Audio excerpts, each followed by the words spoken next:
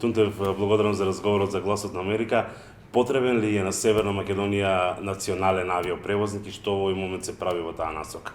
Концептот со национален превозник е застарен концепт и тоа се докажа веќе во многу држави, веќе известно време, посебно од моментот кога настана целосна либерализација на небото над европскиот континент и посебно за државите кои се мали и кои немаат високо развиена авиоиндустрија. Во овој момент јас мислам дека е добро што Македонија нема национален превозник или така наречен носител на знаме, затоа што сите држави од регионот мачат како да ги покријат големите загуби на крајот од секоја фискална година, што ги генерираат овие така наречени национални превозници. Значи, ако земете да ги разгледувате податоците, во изминативе десеттина години Србија има платено над 200 милиони евра да ги покрива загубите на Air Serbia.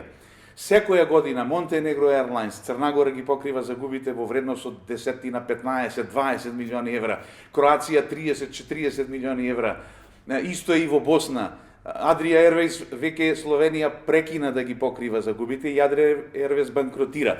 Значи, концептот со национален превозник важеше до пред 20-25 години, кога важеше реципроцитетот, се штитеа интересите на превозникот на одредена држава како носител на знаме, меѓутоа веќе тоа е сега минато и јас сум повеќе за инвестирање или субвенционирање на веќе естаблирани превозници кои ги задоволуваат сите безбедносни оперативни технички критериуми, така што еве само за една споредба, наместо Македонија да плаќа десетици милиони евра загуби, да ги покрива загубите на некој државен или национален превозник, со 5 милиони евра за 3 години добива голем број дестинации, субвенционирајќи превозници кои сакаат да ги летаат, односно да ги оперираат тие дестинации. Потребно ли е на земјава повеќе авиолинии кон подалечни дестинации?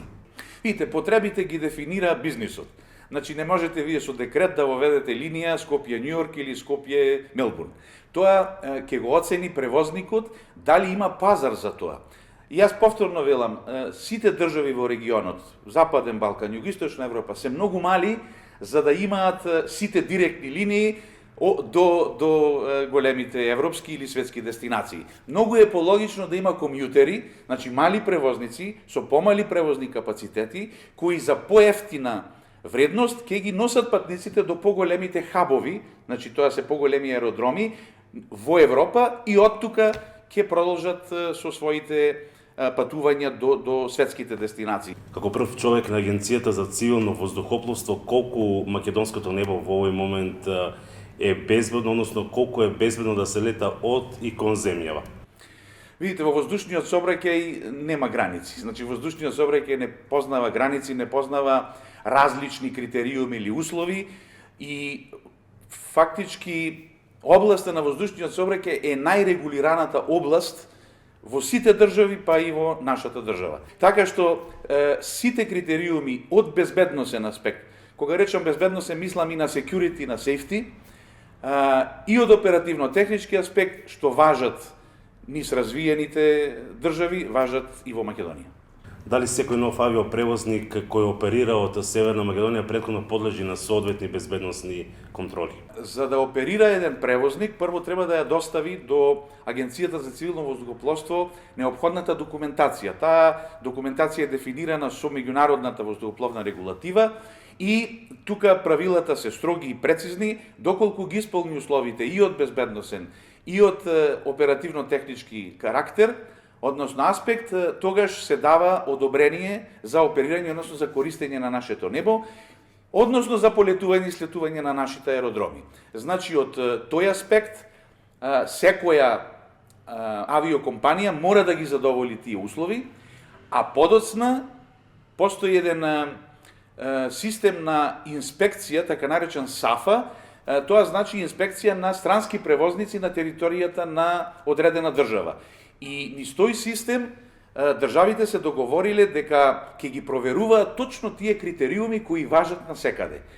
И затоа велам, задоволувањето на тие критериуми, услови, односно стандарди и препораки на меѓународната регулатива е ултимативно барање кое Агенцијата за цивилно воздухопловство континуирано го применува врз сите авиопревозници кои оперираат во Македонија. Пред неколку дена во Охрид со вашите колеги од Србија, Црна Гора и Словенија подпишавте спогодба за потрага и спасување. Што ќе значи тоа?